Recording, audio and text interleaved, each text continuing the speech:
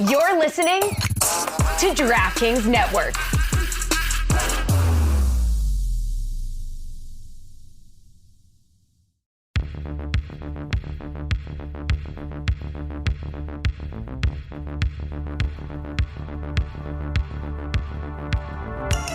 God bless football, Billy Gill. God bless football, Stugotz. Thank you. You left out Mikey A. Yeah.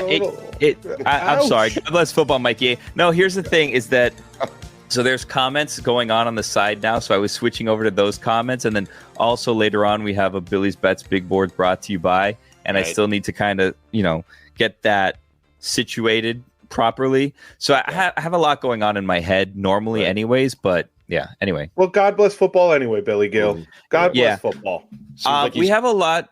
We have a lot going on today, Stugotz. We have the bets, as I said. We have a top 5 coming up. We have 2 guests today. We have Greg Cote joining us shortly. We have Juju joining us shortly. Mm-hmm. And then, I don't know if this has been announced, but Dan is going to be doing a show after. I think we're going to do a little crosstalk, which I'm not this show, though. He's not doing this show, right? He will be on. Yeah, we're going to do a little crosstalk, and then I think there's going to be a second hour. So we told you that there wasn't going to be a show today, and now I think we're doing 2 shows today. So, yeah. Interesting. Good planning on our part, Well, Yeah. Billy, we got the matchup we wanted, Rams and Lions. We'll get to the Dolphins here in just a second, and the author of Fins at 50 is going to join us, as Billy pointed out. Greg Cote, he's a Dolphin expert. But we got the matchup we wanted, Lions-Rams for everything, and Jared Goff. I mean, how about that? You had to feel good for Jared Goff last night, right? Yes, I felt good for Jared Goff. I have a question for you because I was watching the game and they mentioned Josh Reynolds is doing this against his former team. Yes. So I thought, wow, Josh Reynolds' revenge game. I had no idea. Right. And then I looked it up and I saw Josh Reynolds was last on the Rams in 2020. So at what point? And there was a stop in between. Right. So at what point do we stop saying he did this against his former team and calling this a revenge game? Because I was really excited to call it a revenge game, but it wasn't. So the Lions won the trade, though, Billy. I mean, you and I have talked about this for years. It's rare where a team wins the battle but loses the war. The Rams, they won the battle. Battles are short. Battles could be a season. Wars could go on forever. And I am telling you, the Lions are set up for the future much better than the LA Rams. Like, Stafford's going to be done in 3 or 4 years, and Goff will still be going strong. But they won a Super Bowl with Stafford. Yeah, that's the battle. That's kind of winning. That's the battle, though. That was the battle, the Super Bowl. Did you think that they thought that Stafford was going to be their quarterback longer than Jared Goff was? Jared Goff is what, 7 years younger than him at least? Yeah, well, Fuentes is saying the Super Bowl is definitely the war. I mean, I don't know. It feels like a battle to me, Anyway, Billy, how'd you feel Saturday night as the Dolphin season came to a crashing finish? It's the worst case scenario for Tua here because everyone is going to question. They're doing one of 2 things. They're questioning Tua and whether or not the Dolphins should pay him, a lot of money long term. And it's also validating Tua's performance in that game is validating a lot of things people were saying about Tua headed into that game. Yeah, it wasn't a good feeling. It wasn't a good game by Tua. I think that we immediately realized how stupid we sounded when we thought, the weather, the elements, it's going to be the equalizer because it didn't seem to affect Patrick Mahomes at all. He seemed just fine and plenty comfortable in that environment. Yeah. He also played with a helmet that was cracked, which I don't know how. He was on the field for 3 plays with that cracked helmet, which I don't know how no one caught that and they just allowed him to keep playing with that. Also, and we got away from the Rams and the Lions game, Matthew Stafford very clearly seemed to have a concussion and then just went right back out onto the field and finished the game. Right. Am I the only one that thought he had a concussion? Yeah, I mean, yes. He definitely was a little bit wobbly, but I mean, it's playoffs. What do you mean it's playoffs? The rules don't change in terms of concussions. Playoffs. Get back out there. Really? Really? Have a concussion during the week. What's the matter with you, man? I don't know. Double duty for Mike Tirico also. Did you guys see that? He did the Saturday night game. He did the Sunday night game. Yeah. What'd you make of Andy Reid's mustache? It was, he was aware of it. They asked him about it. He was very frozen. Yes. It's kind of gross because you try to figure out where that moisture's coming from. Like, what is that? I don't think it was snot. I think it's just like breathing. I don't know what created those icicles on his face. Why are you saying it's not snot? Because that's the first place I went to. I don't think it was snot. I don't know what to tell you. I know, but can you have a mustache and have icicles forming on a mustache without something to aid the icicles? You know what I'm saying? Like, there's got to be water on there. There had to be Gatorade on there, or there had to be snot on there. When you have a mustache that thick, I mean, that could be water from like that morning. Like, it could just have been hanging in the mustache and then it froze. Yeah. Okay, you're a mustache expert now. A little bit. Really? Okay. Billy, are we going to play a game of if the season ended today? Are we doing that, or are we not sure because we still have 2 games yet, and there's a lot of things that could still happen? We can play if the season ended today, but right now we only have one matchup if the season ended today, and we know that the Texans will be on the road no matter what, and the Lions will be hosting no matter what. But the only game that's certain right now is Packers 49ers Saturday, 8:15 on Fox. That's the only game that will happen if the season ended today. So I guess it's the Super Bowl almost. Yeah. I'm taking the Packers. I mean, okay. Points or money line? Listen, I said Packers money line against the Cowboys, and I was right. And so I'm staying with the Packers. Jordan Love, last 7 games and now I guess 8 games, has been the best quarterback in football. Period. We're burning through everything in the first 5 minutes. I hope you know. Like, you ask, are we going to play if the season ended today? I told you, yes, we could play it later, and you just played it. So now we don't have that to go to later. Well, there's only one game. I do love. We moved on to the next game already. Like, I don't know how you anticipate this going until 10 o'clock if we keep moving at this pace and just. If the season ended today, Mike McCarthy is still fired. Right. I mean, listen, we got Greg Cote and Juju, Mike McCarthy. That's going to be interesting. We'll get to that in just a second. Well, no, if the season ended today, he still has a job. Well, yes, that technically, but he will be, though. He will be fired, right, as the season progresses. As the offseason progresses. Do you really think, since we've now jumped to the third of 4 games, do you really think that they're going to hire Bill Belichick in Dallas? Yes. And you really think he would want to go there? Yes. Why? First off, Belichick and Jerry Jones, reportedly, I don't know this, obviously, they have a great relationship. They have a lot of respect for one another. Parcells, who was Belichick's mentor, went to Dallas, had great things to say to Bill about Jerry Jones. And so, yeah, I do. I think, and it's the most, Billy, when you talk about jobs like this don't come open. This was the 2 seed in the NFC. And the only reason this job is going to come open is because a guy like Bill Belichick or Jim Harbaugh is waiting in the wings to take said job. And so, no, I think if you're Billy, Mike McCarthy was going to get fired regardless. Like, Bill, he's been looking to fire Mike McCarthy. He wanted to fire him last year as well. Right. This isn't like Mike McCarthy is safe and he's only losing his job because you can get Belichick. If Harbaugh and Belichick aren't there, who would you bring in to replace Mike McCarthy? Because last year, I'm trying to remember. Oh, it was Sean Payton that a lot of people thought that Jerry Jones wanted. He didn't fire Mike McCarthy. Sean Payton went to Denver. So give me a guy who's out there not named Belichick or Harbaugh, who's a better option for Jerry Jones than Mike McCarthy. I don't know. I'm asking. Ben Johnson. Maybe. Dan Quinn. He might pull what he did with who's the redhead. How could you hire Dan Quinn after that performance? But but they hired the offensive coordinator again. Listen, that's a Jerry Jones move. He's done it before. The offense didn't look good. He still hired. I can't think of his name right now. The guy, he's on NBC with the red hair, and he hired him Jason Garrett. And they didn't have this great offense when they hired him. They were good. And they had a bad performance, and he said, "No, I want to keep the continuity." And he gave it to Jason Garrett. I could see him going, "Dan Quinn's a hot name. He's still on my payroll. I'd rather hire him." It just makes it a lot easier to get rid of Mike McCarthy when Belichick is available. Of course it does. It's why, this game's important for Sean McDermott and the Bills today. If he doesn't win, he might get fired because Belichick and Harbaugh are waiting in the wings.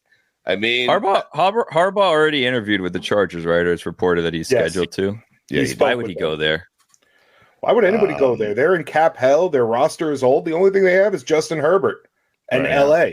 Yeah, but that's a good thing to have. Yeah, it's pretty good, but the pressure's gonna be on to build already. Right. Yeah. I love the fact that if the Bucs win today, one of these 4 quarterbacks are going to the Super Bowl. Baker Mayfield, Jared Goff, Brock Purdy, Jordan Love. Let's go, Baker. How do the Packers have 3 great quarterbacks in a row? He's good, man. He's really good. I know. At least for now, he's good. Because I still have no idea if Dak is good. Dak and the Cowboys put up a lot of garbage time stats. Oh, Dak was terrible. Yeah, Dak was awful. You look at it, you're like, wow, Dak, 400 passing yards. I don't care. When the game mattered, he was terrible. Man. 300 of those 400 passing yards was when the game was out of reach. Greg Cote next. And we're back. Why? Hey, Greg. That was very quick. That was really quick. Thank God. That was a quick break. That is Billy's way of just throwing the show right back in our laps. Falsehood. I'm looking at the screen and no one's talking, and I realize we're live again. We were gone for 4 seconds. We all knew. Best laid plans. Hey, Greg, how are you? Oh, your microphone's not on. This is going well. Guess we weren't as ready as we thought to come back. No, you're muted. Should waited a couple of more minutes. He's still talking. Hold on. Can't hear you. This is going well. Guys, I have a story. While Greg's figuring that out, I have a story to share with you. So people are asking me where my red hoodie is because I wear my red hoodie all the time. Mm-hmm. I have long had this weird dream of buying a hoodie that was very oversized because my wife will steal my hoodie sometimes. And she will wear like my extra large, and it's like huge on her, but she says it's very comfortable to have like this baggy fit. Right. So I've long wanted to go and buy a very big sized hoodie, like oversized. It's not the size that I'm supposed to wear. And I did it this weekend because I was at the Under Armour store and they had a sale and this hoodie was $25. So I bought this hoodie for $25 and I bought a 2XL, and no one can tell that it's the wrong size. It is not as big as I thought that it was. And now I'm concerned about the fact that a 2XL doesn't look as big on me as I was hoping that it would. I've been telling you for a while now, they're not making XLs like they used to, and they're not making double XLs like they used to, Billy. They're just not. Preach. You know, when we asked Chris Sims the other day what size he was, because I was going to send him one of those red Marlin hoodies, and he's like an XL. I'm like, dude, there's no way that this guy is an extra large. How does he think that he's an extra large? I have no idea. And sometimes it's hard. I remember him saying it's hard for him to wrap his head around the fact that he might be a double XL or even a triple XL. Like, I do remember him saying that. What were you guys saying about Sims before we got started here this morning? This was all. It was a big thing. We got tweeted at a lot because everybody wants us to ask about it. So apparently, he was wearing a coat that had like 12 buttons on it. Right. Like it was a 12-button coat, and it was just something we were supposed to make fun of him for, but I tried to use it elsewhere when you were coming up with your top fives. Oh. Tried to shoehorn it in a little bit. You did. I'm still reeling for Billy asking for it's early for Lawrence. We usually record this at 5:00 at night. It's early. Yep. We're trying to get connected with exactly right, Mike. Yeah, we're trying to get connected with Greg Cote. He's back. He's back. There he is. Hello. Hello. Hello. Hello. Who needs me? By the way, when you guys were talking about the diminishing XL, corporate America is doing that. Instead of raising prices, they're lowering content. And an example is, if you look at certain beers now, the 12-ounce bottle is now 11.2 ounces. But they don't advertise that. You know, like sizes are shrinking. Except for Miller Lite, Greg, they're 15 ounces. I mean, yeah, that continues to be right on the nose. I don't know if you can just say that with it not being factually accurate. Thank you for Miller Lite for what you do. Yeah, I can tell you it's great taste, less filling, 96 calories, but I don't know available if we can for delivery. That yeah. Isn't that the truth? The trouble is those 96 calories really add up when you multiply by a great number. Yeah, the weekend, I mean, I can. Now that I'm thinking about it, Greg, if the can is smaller as you are saying that it is, and it's still 96 calories, somehow we're fitting more calories into the can. Yeah. If it's a smaller can with the same number of calories. Yeah, I don't know how that math works. That's over my pay grade. Yeah. He's the author of Fins at 50. He's a Dolphin expert, and we will get to him. We will get to his thoughts on the Dolphins here in just a second. But, Greg, do you think at any moment during the Dallas game there was any sort of communication from Belichick to Jones or Jones to Belichick? Do you think there was a text message, any form of communication as Jerry Jones watched Dak Prescott blow yet another playoff game? Oh, hell yes. I think it may have been like I don't think Jerry does that personally. I think he has a surrogate do that, an assistant. But somebody has been in touch with Belichick for sure. There's just no way it's not happening. Right. And Harbaugh, too. I heard you guys mentioning that, and it's absolutely true. I think they were going to fire the coach eventually. Jerry Jones, this is a good result for him in a way because he wanted to make a coaching change, I believe, and this just allowed him to do it probably a week sooner than he thought he might.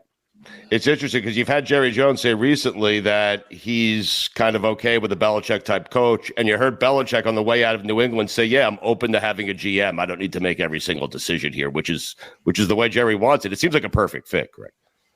It does, and Jerry Jones, I'm sorry about my voice, guys. That's okay. Yep. Sounds great. Don't worry. Jerry Jones at his age wants to win now. He's not interested in hiring the next big thing as a coach and hoping that he might work out in 5 years. He wants right now. So if he's bringing in a Belichick or a Harbaugh, he has the proof. He has a guy who knows how to win, and because he's tired of waiting. I mean, the Cowboys, I think their playoff record now is 4-17 in the last 21 games. They just get to this point and collapse. And it's like the Dolphins haven't won a playoff since 2000, which is the longest drought ever now that Detroit has finally won. But Cleveland's or Dallas is not that far behind. 4-17 in the playoffs. They just can't win. And Jerry Jones is out of patience. He's too old to have patience, and he doesn't. The Dolphins now hold two not great playoff distinctions. They have the longest amount of time since they've won a playoff game. They haven't won since 2000, and they have the most consecutive playoff losses with 6 consecutive playoff losses. Yeah.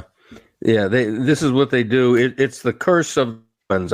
I believe that when they won 2 championships in a row in 72 and 73, including the only perfect season ever, the Dolphin curse kicked in.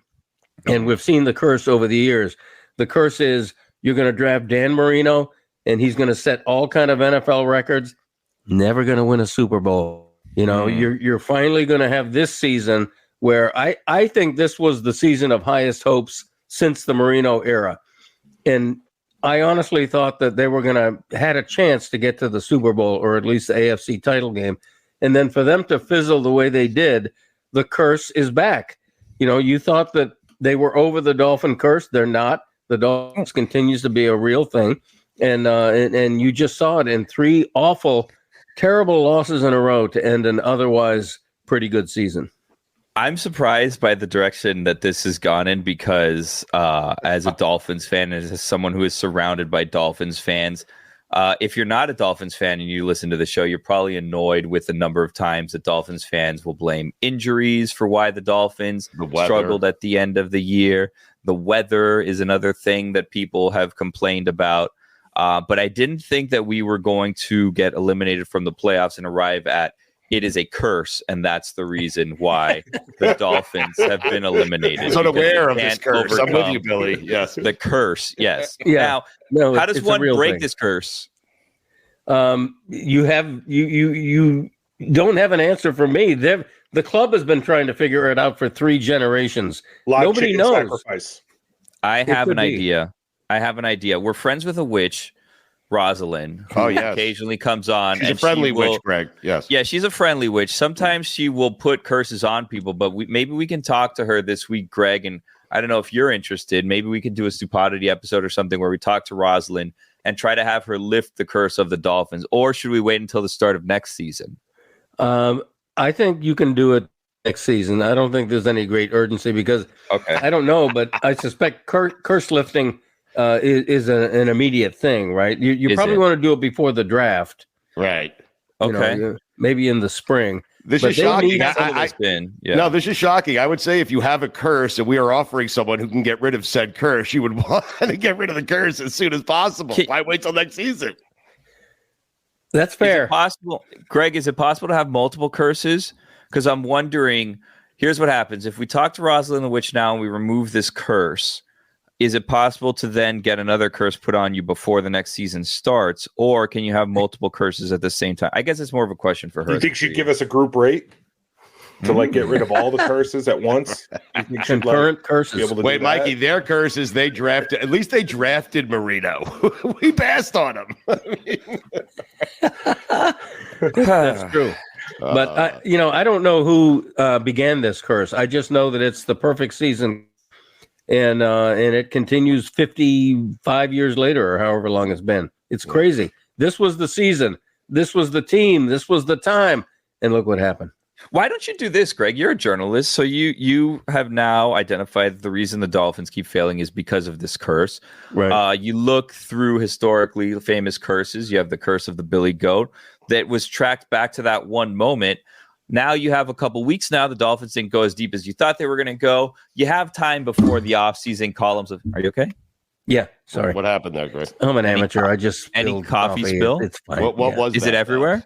No, it's fine. It's just semi everywhere. No, it's fine. Don't worry about me. You can clean it. You need to clean it up. I'm good. No pressure. No, I'm good, guys. No, Okay. I'm Feel good. free. He said I'm he's good. See, the problem with this curse is I don't know the origin. I suspect the origin is that Don Shula sold his soul to get to the perfect season. Right. But Don Shula, I had nothing for him. He's the late, great, all-time winningest coach for at least 15 more games. I think it started when he dampened the field in that 82 AFC Championship game, something like that, against the Jets. That's where that's what you get for cheating, Greg. Michigan never going to win again. You'll see. But that sounds like Shula's problem. That shouldn't be the Dolphins' problem. But Shula is the Dolphins. Yeah, Shula, he's right. just the grandfather, the father of the franchise, and always will be. Yes. Billy, we lost you, but we determined, or at least we're guessing here, that the curse started in 82 when Shula dampened the field. Yeah. So are we good with that? What I was trying to get to is you now have time to kind of dedicate towards finding the source of said curse and then, backtracking. And then you are a Dolphins historian. You did write Fins at 50. Maybe this becomes your next thing is you identify when this curse began, and then we can figure out how to properly exercise the curse, because I don't think that when we talk to Rosalind the Witch, that if we don't know the source, we're going to be able to kind of get rid of it completely, No, you're right. And I wish, I wish during his lifetime that I had this conversation with Shula, because I'm just imagining how that might have gone. Where I sit down with Shula and try to gently ask him whether or not at any point in the early 70s he sold his soul and the future of the franchise in order to have a perfect season. I'm just wondering how that question would have gone over with Don Shula. But I never did. You know that. I never asked, and I call myself a journalist. I never asked Shula if he sold his soul. I just never did. Sorry. And you never will. Unless we get a seance with Shula. That's what we're working on. Yes. Again, Rosalind can talk to Don still, I promise you. Exactly. Oh, wow. Yes. That would be We're getting into her like gold and platinum packages. Yes. So that would be listen, Rosalind will facilitate a conversation between Greg Cote and Don Shula, and you can finally ask your question, okay? Hey, that ain't cheap, though. Pony up. I mean, we just have to promote her website. That's all. I'm now wondering, like, if we had a podcast series where we claimed to be talking to deceased celebrities through a medium, how that would be received, because I would imagine that a lot of these celebrities' estates are litigious and they wouldn't like you just announcing that their deceased relatives are appearing on your podcast. That's an idea. I would get a patent on that. I mean, Greg, what a shocker if we were to announce that Don Shula is joining us. I do like that. Oh, God. Too soon? Anyway, Greg, I want to ask you a couple serious questions here. So Dolphins have some big decisions to make here. What do you do with Tua? I know who that is. What do you do with Tua here, Greg? Because he's going to have, do you pay him the $100+ million, $200 million for the season he just had? He did the two most important things. A, he stayed healthy. B, he got them to the playoffs. The bad part is he was lousy in the playoffs and bad against playoff teams. So what do you do with Tua here? Yeah, he had his worst game of the season when he needed to have his best game in sub-freezing Arctic temps, which is a caveat, I will say. I re-sign him. I mean, I extend him. I give him the money.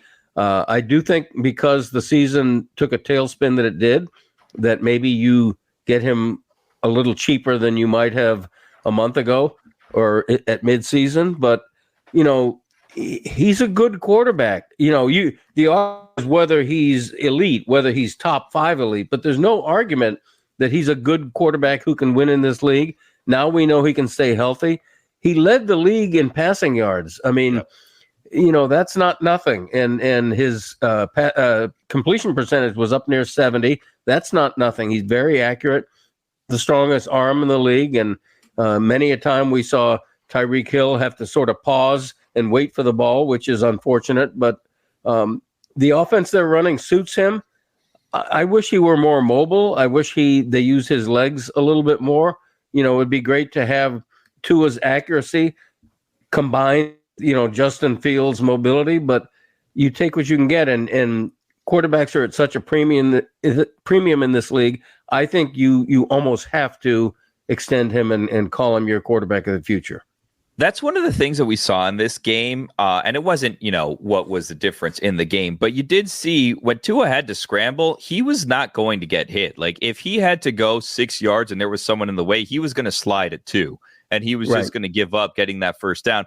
Where Mahomes, and I mean, obviously it's ridiculous, but you see his helmet cracks because he's running through defenders. And the Dolphins, I don't know what they were doing on some of those plays where it's just kind of olaying him and letting him run right past them. They didn't seem to want to get super physical with Mahomes at times. I guess they just assumed that he was going to lay up and not run through them. And he just kept running. And that's one thing. You do like that Tua changed the way that he played a little bit, right? Where he wasn't putting himself in danger. He got through the season healthy, which was a big question mark for Tua all year long. But in this game, it almost looked like, was he too conservative, right? And then how do you find that balance between be aggressive Tua, who's undersized and gets manhandled and then has a concussion and is laying on the field, and Tua, who's more conservative, and now it's a 3-and-out because on 4th down, he has a lane, but he doesn't really want to get hit. And he'll slide, 2 yards short of the first down marker. Yeah, they actually called 2 designed runs for Tua against KC, which they haven't most of the season. That was like a rarity. It was a surprise to me. I was shocked he was able to do it, honestly. Yeah, I was too. And he's just not that fast. Right. He's just not. He doesn't have great speed, and he's not big. Josh Allen's built like a linebacker. Tua's not. But the frustrating thing to me, if you're a Dolphin fan, the frustrating thing is you had a couple of things go really right, still ended in misery. You had Tua play all 18 games, start all 18 games, which going into the season was the key, right? Everybody was talking about that. If he can stay healthy, he did, and yet this happened. And then in the Buffalo game, which meant everything, you had Josh Allen throw or have 3 turnovers, picks, and a fumble. That's the recipe to beat Buffalo, except it wasn't good enough. So you had Tua staying healthy. You had Josh Allen with 3 turnovers in the game they had to win, and still they are where they are. It's frustrating. And again, it's part of the curse we mentioned. So there it is. Yep. Well, we'll fix that curse when you talk to Shula next week on the show. Sure. I can't wait for this. I really can't wait for this. It's going to be great. We're going to get to Juju here in a second. But, Greg, I do have a question. Well, first off, before I get to that, I guess the tough thing with Tua, Ryan Cortez said this to me and Dan this morning. The first 15 scripted plays in McDaniel's offense, he's great. When you get past those first 15 offensive plays, the numbers just take a nosedive. Like, I don't know what you do with that, man. That and the fact that he can't improvise. He can't just create a little bit more time in the pocket so he can free himself up to throw the ball. It's tough, man. He's good. He's not great, I guess is what I would say. I can't disagree with that. But good is enough, in this league. You just can't You can't go 5 years. You can't do another Ryan Tannehill where you devote 8 years to a quarterback who's not good enough, really. Right. I think Tua is good enough. But to compound what you said, the communication issues continue for months, and they've been a problem through most of the year. All the time, they're taking dumb penalties. They're taking delay of game penalties. They're wasting timeouts to avoid delay of game penalties. They had an illegal formation penalty, which is inexcusable. The communication issues between the sideline and Tua continue to be a real issue, and it's not crowd noise. I don't know what it is, but that leads to the fact that after those first scripted plays are done and they have to rely on the communication more, that's when the trouble kicks in. All right, Greg, stay there for a minute. Juju's going to join us. I have two more Dolphin questions for you, a Lions question. Not only did he write Fins at 50, he also wrote the book Pride of a Lion. I mean, this man is a Lion expert. He is a Dolphin expert. He writes for the Herald. He joins us on the Batard Show every Tuesday. We'll come back with him and Juju in just a second. Orale, arriba, raza. Juju, I'm surprised that you're not wearing a Bills jersey today with the big game that you guys have. Yep. I don't even know what you're talking about. We have one rule in this household, and we don't talk about it when it's game day. We don't even mention it. Let's talk about one thing. Just before y'all start, I don't know if y'all cover this or not.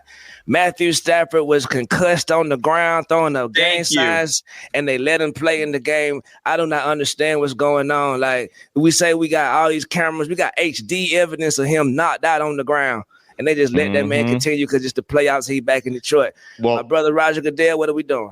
Well, Mikey A said it's because it's playoff time. Well, let's be honest. We didn't want to see that game play out with Stafford versus Goff. I mean, I want him to be healthy. Lost. But No, he looked lost. Like he did not know where he was. Like they took him to the medical tent, and I have no idea how it is that he was cleared to return to that game. And then even after the game, when they're doing like the handshakes and stuff, you looked at his eyes and he wasn't there. Like he didn't look like he was there. He went out the field holding his rib. That's what they tell you to do. If you got a concussion, hold your rib and wince and walk off to the blue tent. Don't act like you're concussed because brother, you were concussed. Come on, right? The NFL, keep it consistent across the board, guys. What are we doing? Right. Sorry. Welcome. I'm happy to be here, though. All right. You want Josh Allen pulled today if he's concussed? I mean, we're not supposed to talk about it. Yes, sir. Look, I want my brother to live a long and healthy life, man. This is just a game. Okay. Get him out of there, man. They man got kids. Juju, I love the fact that you think they're going to be there enough to hold their ribs and remember, oh, wait, I'm concussed. Let me hold my ribs and walk to the sideline. I didn't talk to anybody. I don't know anything. Greg, how good did you feel for Jared Goff? I mean, Stafford, the Rams, they won the Super Bowl, but Jared Goff, you had to feel. Yeah, he was crying after the game, Greg. It was a great moment.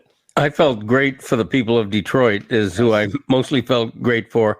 I enjoyed seeing Eminem cast as one of the world's biggest super sports fans, which was a character for him. That was great. No, I mean, 32 years or whatever it's been. They've been the laughingstock for so long in this league. For them to finally win a home playoff game was terrific. And Goff's a great story. But then again, had Stafford won that game against his former team, that would have been sort of neat too. I picked LA to win, so I'm not thrilled about the result, but I am happy for For all the people that get upset about the amount of times that they show Taylor Swift at the game, who were we more annoyed to see at the Lions game? Was it Eminem every time that Eminem would be shown, or was it the 90-year-old who's had season tickets for 66 years? Because enough of him, okay? Like, enough. We don't need another Sister Jean. We're good. Do some bad times, okay? Exactly right. You're old. We got it. How about let's celebrate that you're 90 years old, okay? I'm not getting there, okay? I'm not getting to 90. We don't need to. I don't care how long you've had season tickets. And also, like, if you had season tickets for the Lions for 66 years, you make horrible financial decisions. Like, there were years there that you could take off. I don't know what he's doing with his money. If he's there wasting his money on teams that are going 0-16. Leave my dog alone. He is consistently a fan. He deserves this. Don't ruin his moment. He's the king. We did it to Sister Jean ass. We told Prince Sister Jean ass out there every time. Whoever's Southern NBC or whoever the hell win, Loyola College. Loyola. Right. Yeah. I have out there every time. I have a bad question that I don't know if I should ask. Oh, boy. Who knew where they were less at the end of that game? That old man or Matthew Stafford? Oh, Stafford. my God. Stafford for sure. That old man was old when he won 32 years ago. That was incredible. That's true. That's true. If you told him he would live until 2024 back then. I'm telling you. I love seeing people older than me, though. It's so rare. There's not many. Yeah. It's a wonderful thing. I'm like, go. How old are you? 90? Great. Yeah. With it. No, I love showing that guy. That was great. I have two horrible questions, only because these two coaches are available. And Mike McDaniel he's a good coach, Greg. Okay.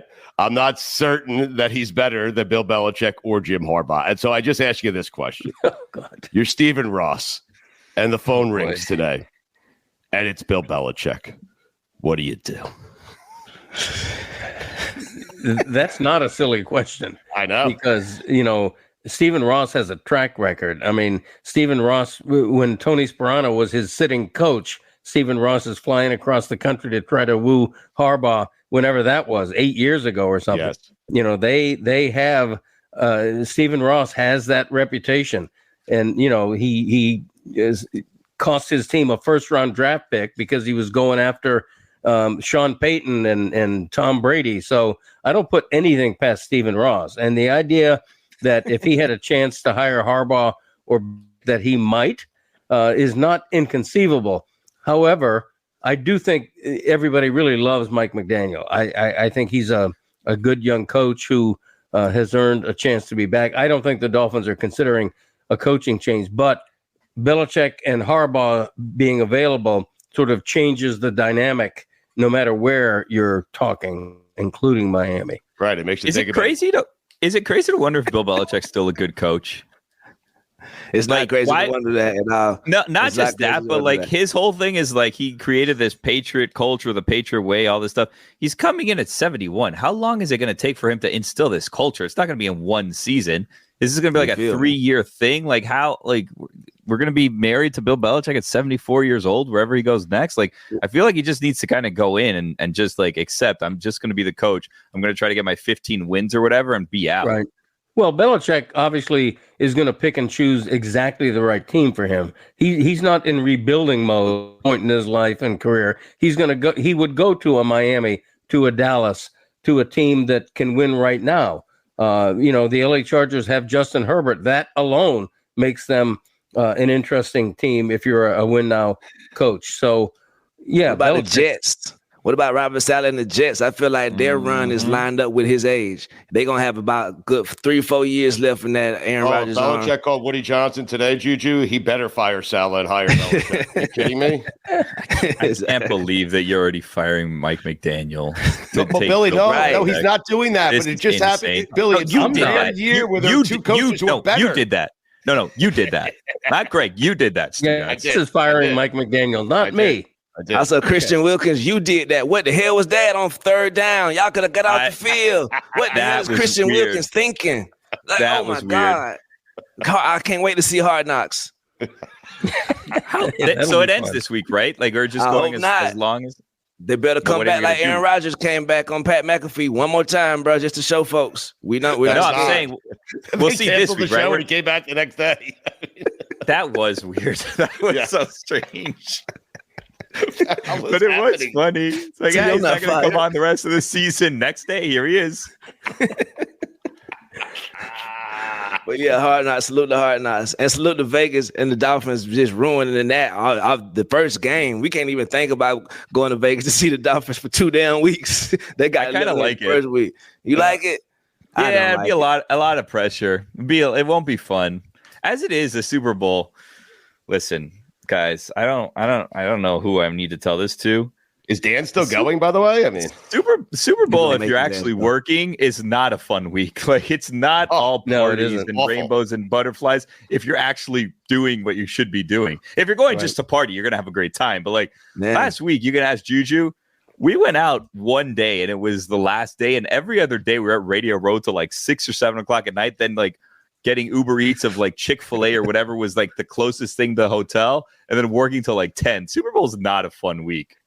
Greg? No, it still was fun, bro. It still was fun. No, it's fun. Like there's energy. Radio Row is fun, but Greg, you would have laughed because I went to Super Bowls like 20 years ago, and you like roped off at parties in the corner was Chris Berman, was Ed Werder, right. And 20 years later, I'm telling you, you go to these Super Bowl parties, the same guys are still roped off in a corner smoking cigars and laughing at the common folk. I mean, in fairness, though, that's because the one party we went to was the old man party because that's the one that party. You got. Yeah, you got to sit to the cigar party with the old men, and me and Juju straight up just walked right over the velvet rope and just walked right in. Right, it was Jaws and Donovan McNabb section. We just walked straight in and like, hey, what's up, y'all? There was a security guard on one end, and we just stepped over the rope on the other end and just walked right in. And we got the invite from Golick. You're right. So. That was the Mike Ditka party, right? The cigar party. Yeah. Yes. Ditka was there. Mm-hmm. Yeah. Still roped off. VIP. like anybody wants to go there. Right. Greg, you're excited for Vegas, regardless of the Dolphins being there, right? Oh yeah, no, I love Vegas. My wife may even go. How can you not love Las Vegas? I mean, it's great. I'm looking forward to it. Honestly, it's much less pressure that the Dolphins aren't there. Right. You know, because if the Dolphins are there, I've got to like work and do this and that. And well, you have to work anyway. Just like that. This seems to be the common confusion. We have to work when we're there, everybody. Right. Philly's the only one that's working. Bro. But we should shoot a video for Puka yes. Nakua. Yes. His quarterback is not named Tua. I have to admit, that, brother. Salute for that one, bro. Yeah, that turned out great. And during the song last night, I actually started singing it until my wife told me to shut up because it's just now I can't help it. If Puka does anything and I'm watching it live, I start singing the song. I literally can't help myself.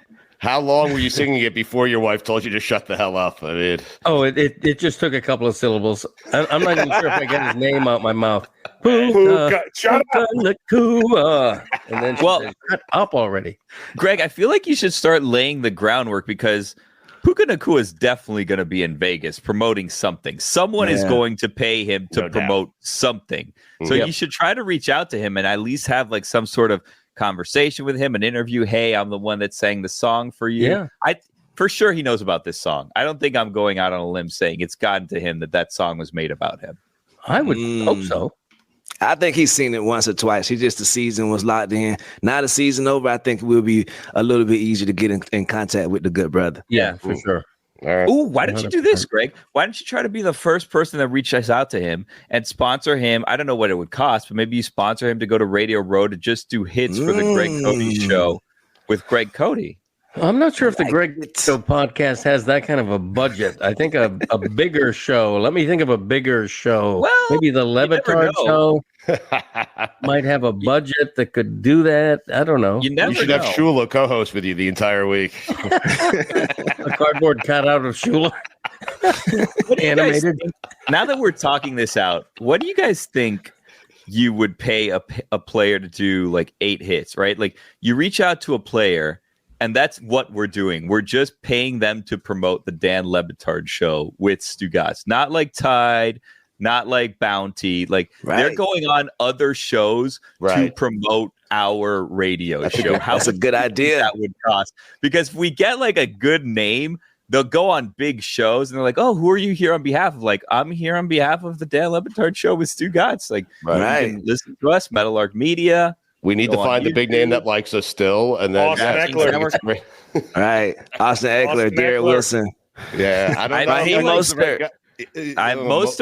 Mostert was invited to be on this conversation this morning, but we haven't heard back. Too soon, guys. What are we doing? No, and listen, I would normally push and push and push, but I had to leave it alone. I only asked him 4 times. Just threw up a little bit. That's why way too soon, guys. We got to give him a week at least. We didn't tell him what we were going to talk. We could talk about anything. You know, I'm telling you, Greg Cote. I see the wheels turning. He's thinking, how much would I pay to have someone go around to other shows to promote the Greg Cote show? Greg Cote thinking about Braxton Berrios range. There you go. That's not bad. If that, Juju, I'll get the back snapper. I'll tell you that. I'll offer a T-shirt.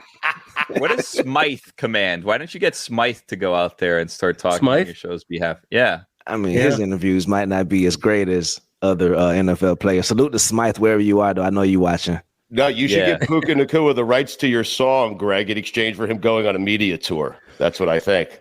In all seriousness, the Batard show should hook up with Puka and get him to do all this stuff and take advantage of the song and really enlist him to promote, and that'd be great. And he's got time on his hands now. He ain't preparing for a game. He's good. He's free. Billy, this is a good idea. Paying someone to go promote our show. I like that. I think it is too, but I don't know what our budget would be for such a thing. But again, I think Durham Smythe is your guy, Greg. I feel like that's the price range that we're looking at there. Yeah, it may cost you more in expenses to get him there and like have him get a room and all that in Vegas than you'd have to pay him to go do the media rounds on your behalf. Yes, we need to do it. Salute to the chat. Also, by the way, Jeff Richards, Damon Kiertowitz, Lucas G. Happy birthday, Brusco. Morgan from Australia, Jacoby Walker. We love all y'all, man. Yeah. Well done, Juju. But who's going to watch Smythe Super Bowl week? I mean, honestly, you're talking like only Joe Rose is going to have him on. I know. I wouldn't. Someone that will take Durham Smythe.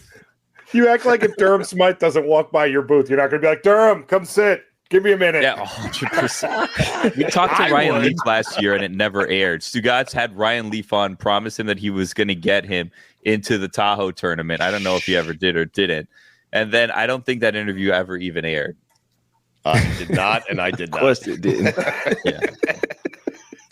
Do you not feel shame, like, when you see Ryan Leaf again this year, to tell him, like, hey, when he asks you, like, what happened to Tahoe, you're not, like, he will remember.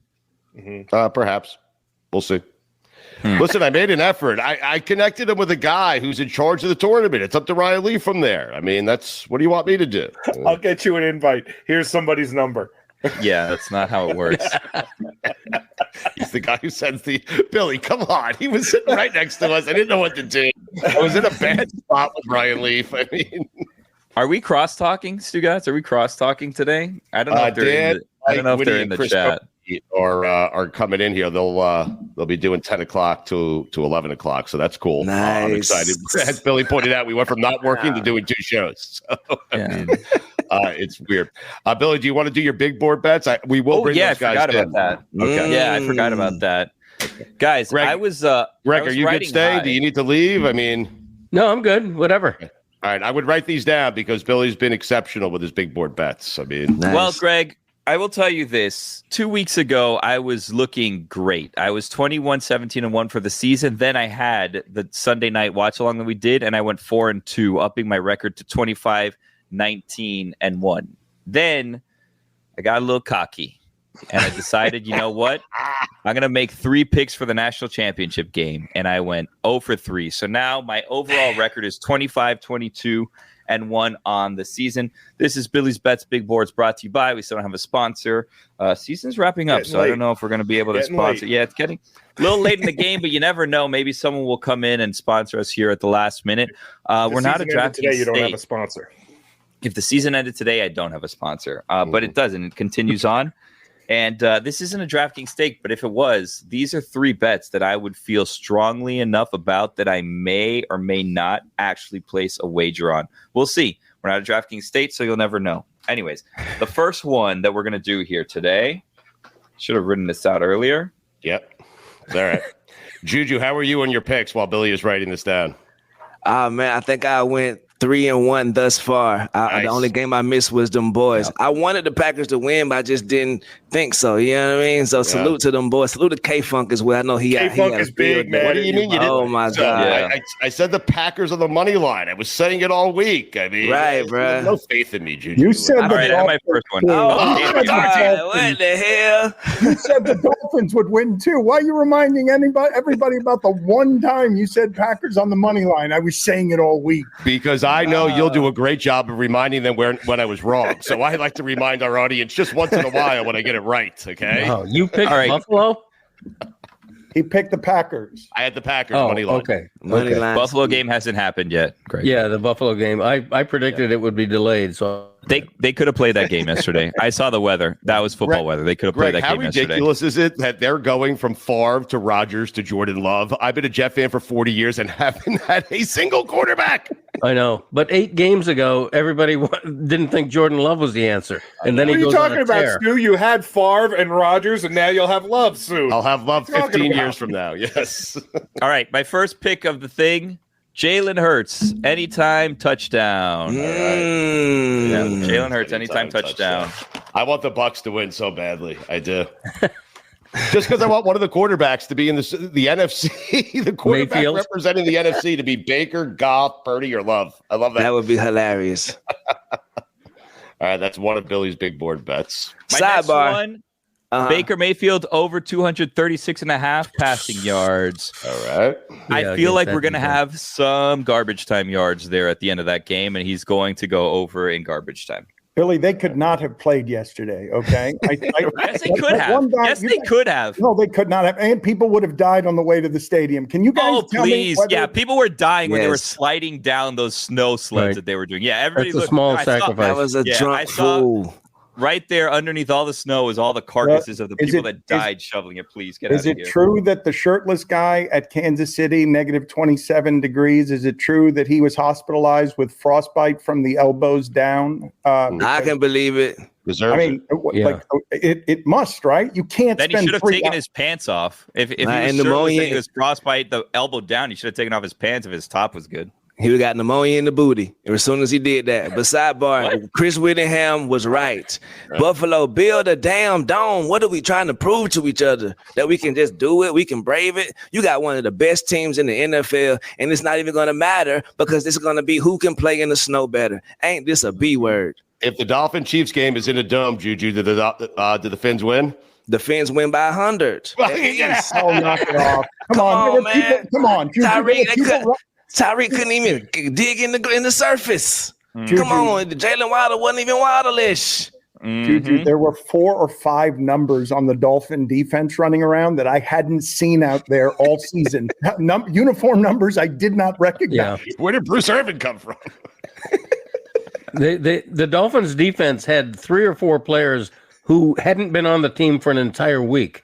It was ridiculous. People say, "Oh, I don't want to hear about injuries. That's just an excuse." But the Dolphins' defense was a shell of itself because of injuries. How can you not factor that in? Juju, they went in the discount bin and rummaged through even the defensive linemen who didn't have all their fingers. Like they went through everybody trying to get healthy bodies that were out there. To make explosive there were 4 plays. or 5 names running around out there. I'm like, who's that guy? Where did he come from? Look, they made it to an NFL roster. That's who them guys are. Put them in a dome, and dare I say, this is a way better game for the Dolphins. Billy, you have one more bet to get to? I do. Yes, I do have another one. Under 43.5 points today.